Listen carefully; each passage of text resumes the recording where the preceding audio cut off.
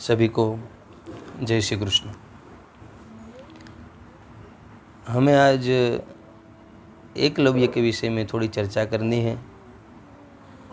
सामान्यतः तो हम जानते हैं कि गुरु द्रोण ने दक्षिणा के रूप में एकलव्य का जो अंगूठा था वो ले लिया, और ऐसी बड़ी एकलव्य की भक्ति थी।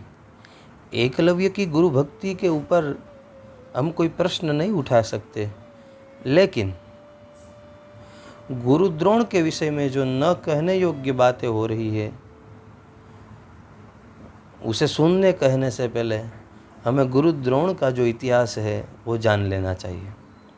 थोड़ी चर्चा उस पर हम करें। जो भी मैं तथ्य बताने वाला हूँ वो केवल और केवल महाभारत के आधार पर बताने वाला हूँ। गीता प्रेस से जो प्रकाशित है महाभारत, उसके आदि पर्व में ही यह सारी कथाएँ हैं।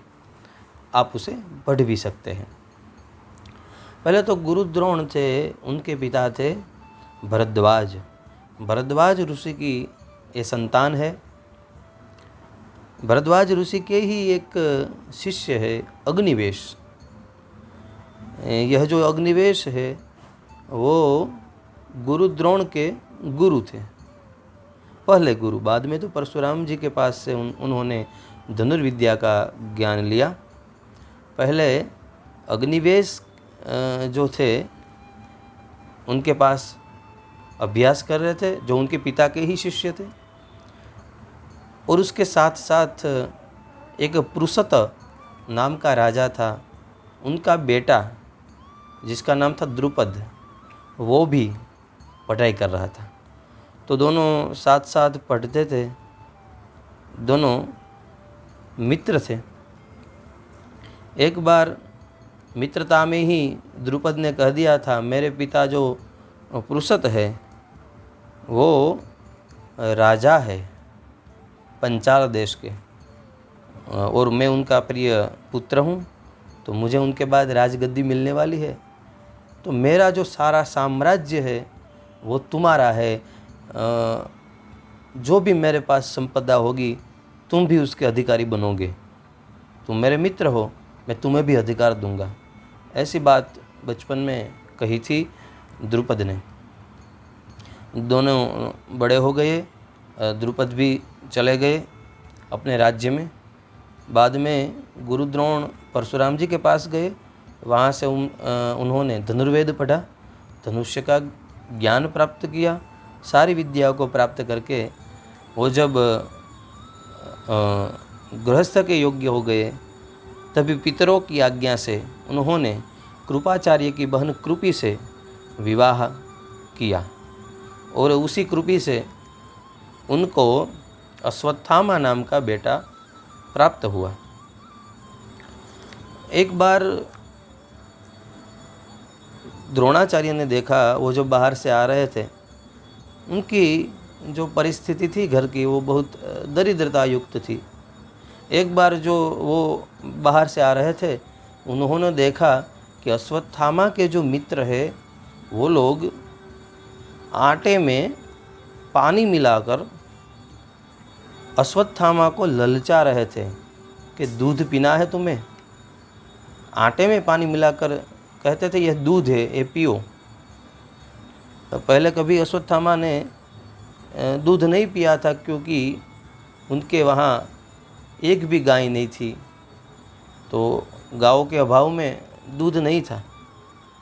और जो उनके मित्र थे वो संपन्न थे, तो वो लोग उसे मजाक में ऐसा कर रहे थे। और जब अश्वत्थामा ने वो आटे वाला पानी पिया और अश्वत्थामा खुश हो गया कि मैंने दूध पिया, मैंने आज दूध पिया, ऐसा कहने लगा। यह देखकर बड़ी ग्लानि हुई गुरु द्रोण को। और वहाँ जो लोग खड़े थे बड़े बुजुर्ग, वो कहने लगे कि गुरु द्रोण को धिक्कार है। द्रोण गृहस्थ में तो रहता है, लेकिन अपने बच्चों को, अपनी पत्नी को वो पोषण नहीं दे पाता, उनका पालन नहीं करता है। धन कमाने की, पैसा कमाने की उसके पास सामर्थ्यता नहीं है, समर्थ नहीं है वो गृहस्थी को चलाने के लिए। उसे धिक्कार है। अपने बेटे की ऐसी दशा देखकर गुरु द्रोण को ग्लानि हुई और वो अपनी पत्नी को लेकर द्रुपद के पास गए। पत्नी और वो अश्वत्थामा को कहने लगे, द्रुपद मेरा मित्र है, वो हमें सहायता करेगा।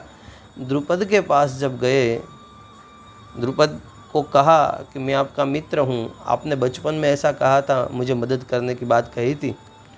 तब द्रुपद ने बड़ा ही अपमान किया भरी सभा में, और साथ में पत्नी और बच्चा दोनों हैं द्रोण के साथ। द्रुपद ने कहा कि दरिद्र कभी धनवान का मित्र नहीं हो सकता, मूर्ख कभी विद्वान का मित्र नहीं हो सकता, कायर कभी शूरवीर का मित्र नहीं हो सकता, और तुम्हारे जैसा दरिद्र मेरे जैसे सम्राट का कभी मित्र नहीं हो सकता। तुम मेरे मित्र नहीं हो। अगर हाँ, हमने साथ साथ पढ़ाई की है, इसी के वास्ते यदि तुम्हें एक रात्रि यहाँ वास करना हो और एक दिन का भोजन पाना हो तो कहो, हमारे अन्न क्षेत्र में तुम्हें एक दिन का भोजन मिल जाएगा। ऐसा अपमान हुआ। गुरुद्रोण वहाँ से चल दिए और हस्तिनापुर, जहाँ कृपाचार्य रहते थे, जो उनकी पत्नी कृपी के भाई थे, वहाँ गए। वहाँ थोड़े दिन रुके। एक दिन उन्होंने देखा गुरुद्रोण बाहर बैठे हुए थे। वहाँ उन्होंने देखा कि कौरव और पांडव दोनों खेल रहे हैं।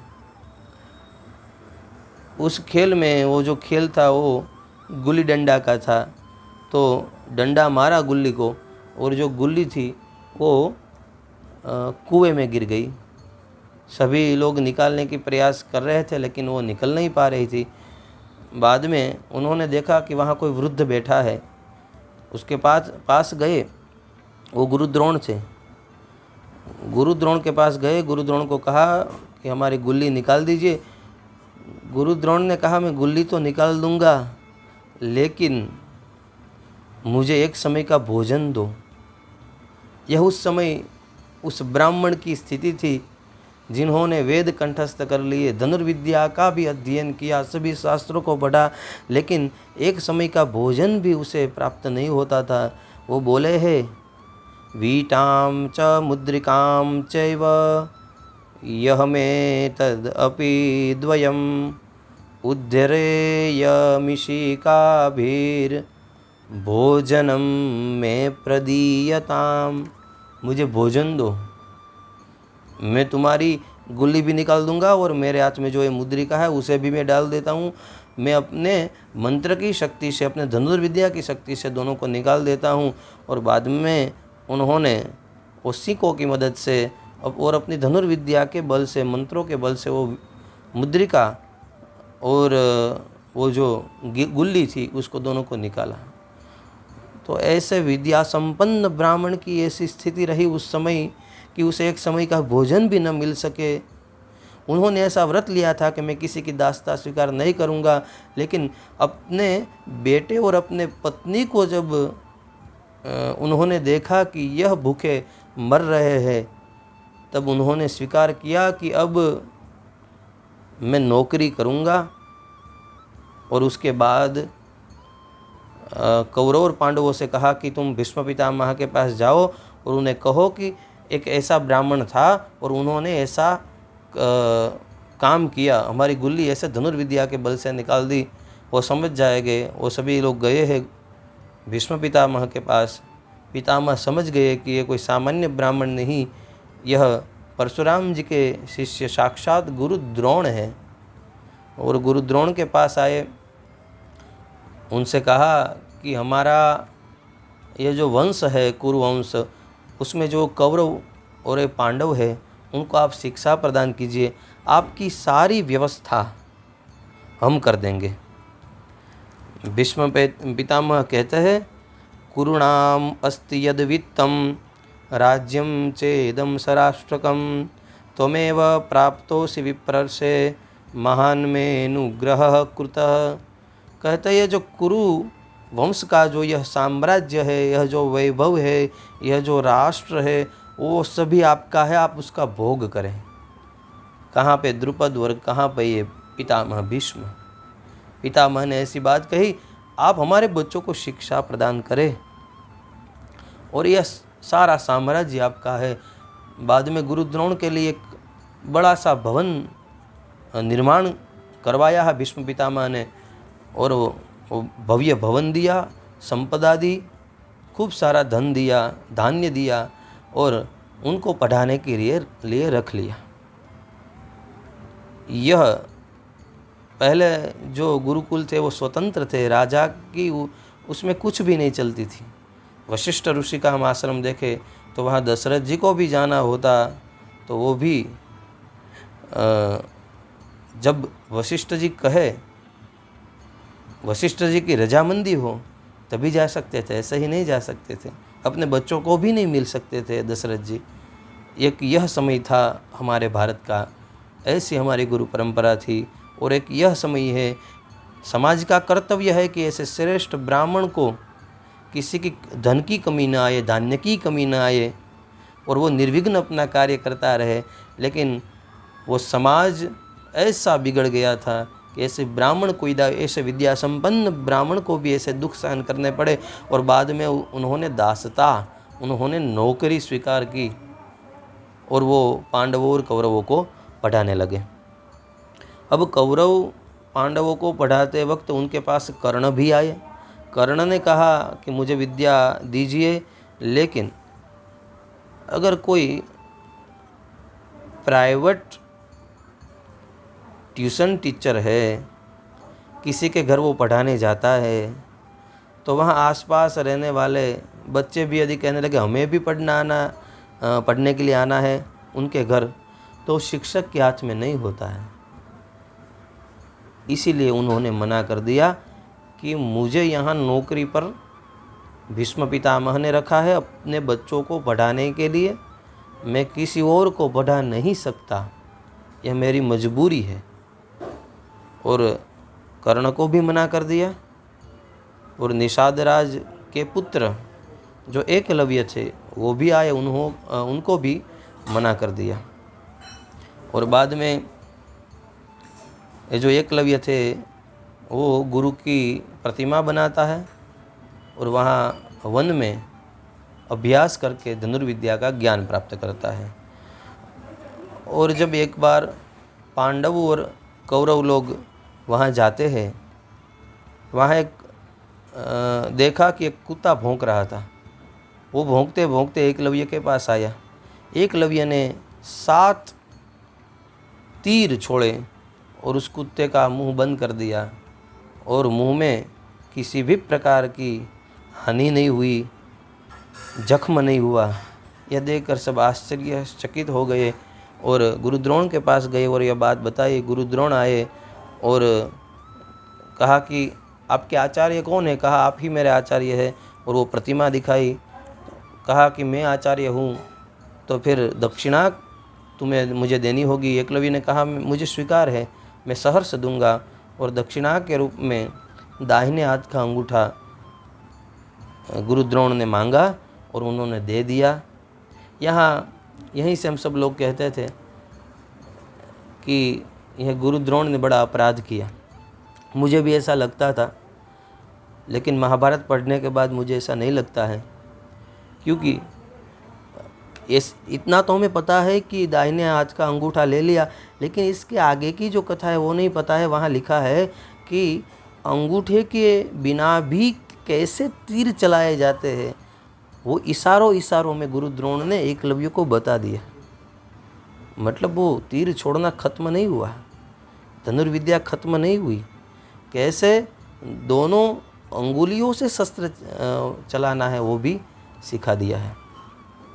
और अर्जुन के प्रेम के वश होकर उन्होंने यह सब गुरुद्रोण ने करा है। लेकिन अर्जुन में ऐसी क्या खास बात थी वो भी हमें जाननी चाहिए। गुरुद्रोण को अर्जुन के प्रति विशेष प्रीति थी, उसके कई कारण हैं। उसमें से पहले ही बार जब कौरव पांडव और गुरुद्रोण मिले, तभी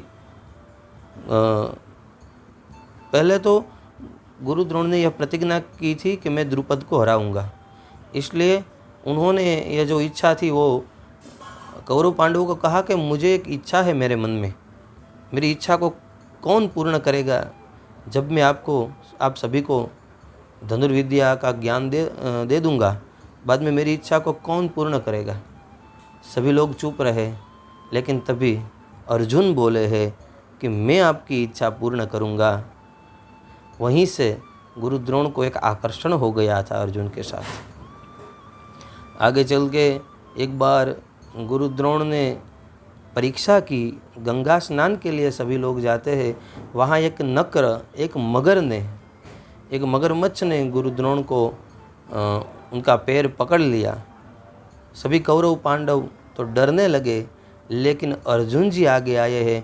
उन्होंने 5 तीर छोड़े और उस नक्र को, उस मगरमच्छ को मार गिराया। यह एक माया थी। गुरु द्रोण ने परीक्षा लेने के लिए और अर्जुन की योग्यता साबित करने के लिए यह सब खेल किया था। एक बार वृक्ष की एक डाली के ऊपर एक नकली गीध बनाकर रखा और कहा कि आप सभी को उस गीध की गर्दन काटनी है। यह परीक्षा करने के लिए गुरु द्रोण ने जब सभी को बुलाया, पहले युधिष्ठिर की बारी आई। युधिष्ठिर को कहा कि तुम्हें गीध दिखाई दे रहा है? कहा दिखाई दे रहा है। तुम्हें वृक्ष दिखाई दे रहे हैं? कहा दिखाई दे रहे हैं। मैं और ये सब तुम्हारे भाई तुम्हें दिखाई दे रहे हैं? कहा दिखाई दे रहे हैं। ऐसा ही सभी लोगों ने कहा। गुरु द्रोण ने कहा आप जाओ, अब आप नहीं कर सकते यह। बाद में जब अंत में अर्जुन आया और अर्जुन को पूछा कि तुम्हें क्या दिखाई दे रहा है? हम सभी लोग दिखाई दे रहे हैं? कहा नहीं, मुझे कुछ नहीं दिखाई दे रहा है, मुझे सिर्फ और सिर्फ गीध दिखाई दे रहा है। कहा बताओ गीध का रंग कैसा है? कहा मुझे पूरा गीध नहीं दिखाई दे रहा है, मुझे सिर्फ और सिर्फ उस गीध की गर्दन दिखाई दे रही है। द्रोण ने कहा चलाओ अस्त्र, और जब वो तीर छोड़ा अर्जुन ने और गीध की गर्दन, वो जो गीध बनाया था उसकी गर्दन काट दी। गुरु द्रोण बहुत प्रसन्न हुए। गुरु द्रोण ने जो पाचक थे, जो रसोई बनाने वाले थे, उनको कहा था कि कभी भी अर्जुन को अंधेरे में मत परोसना। एक बार पवन चला और दिए बुझ गए। अर्जुन तो खाता ही रहा। उसे ऐसा बाद में पता चला कि यदि मैं अंधेरे में खा सकता हूँ अभ्यास के कारण, तो फिर अंधेरों में मैं तीर भी चला सकता हूँ। इसलिए अंधेरों में तीर चलाने की विद्या भी उन्होंने प्राप्त की।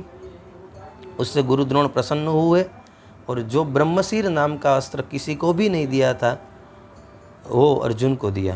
अपने बेटे को भी वो कैसे छोड़ना है वो कहा था, लेकिन कैसे उसको बाद में वापस मोड़ना है वो कहा नहीं था। वो विद्या उन्होंने अर्जुन को बताई। ऐसा अर्जुन प्रिय था। तो ऐसे प्रिय शिष्य के लिए गुरु कुछ भी कर सकते हैं। तो इसी के लिए उन्होंने एकलव्य का दाहिने हाथ का अंगूठा लिया। देखो, माता पिता को और गुरु को ऐसा लगता है हमारा बेटा, हमारा शिष्य कमज़ोर है। शिष्य की या पुत्र की शक्ति जो होती है उसका स्वीकार माता पिता या गुरु नहीं कर सकते। इसलिए गुरु द्रोण को ऐसा लगा कि मैं अर्जुन को सर्वश्रेष्ठ धनुर्धर बनाना तो चाहता हूँ, लेकिन यह जो एकलव्य है वो तो अर्जुन से भी श्रेष्ठ धनुर्विद्या जानता है, इसलिए उसका अंगूठा ले लेता हूँ। लेकिन वो नहीं जानते थे कि अर्जुन जी है वो तो साक्षात नर नारायण में से नर के अवतार है। वो तो सर्वसमर्थ थे। पहले भी मैंने कहा था, महाभारत में अर्जुन जी जैसा कोई योद्धा हुआ ही नहीं है। ऐसे बड़े योद्धा थे अर्जुन जी। तो वो शिष्य के मोहवश उन्होंने गुरु दक्षिणा ऐसी स्वीकार की थी और कर्ण को और एकलव्य को पढ़ाने की मनाही इसीलिए की थी क्योंकि वो प्राइवेट ट्यूशन क्लासेस थे, वो सरकारी स्कूल नहीं थी। गुरु द्रोण को भीष्म पितामह ने अपने बच्चों को पढ़ाने के लिए वहाँ रखा था। यह प्राइवेट ट्यूशन थे, इसीलिए उनको पढ़ाने की मनाही करी और बाद में गुरु दक्षिणा का स्वीकार किया। तो यह थोड़ी सी बात आपके सामने हम रखते हुए यहाँ पे ही हम आप सभी को प्रणाम करते हुए, सभी को जय श्री कृष्ण करते हुए विराम लेते हैं।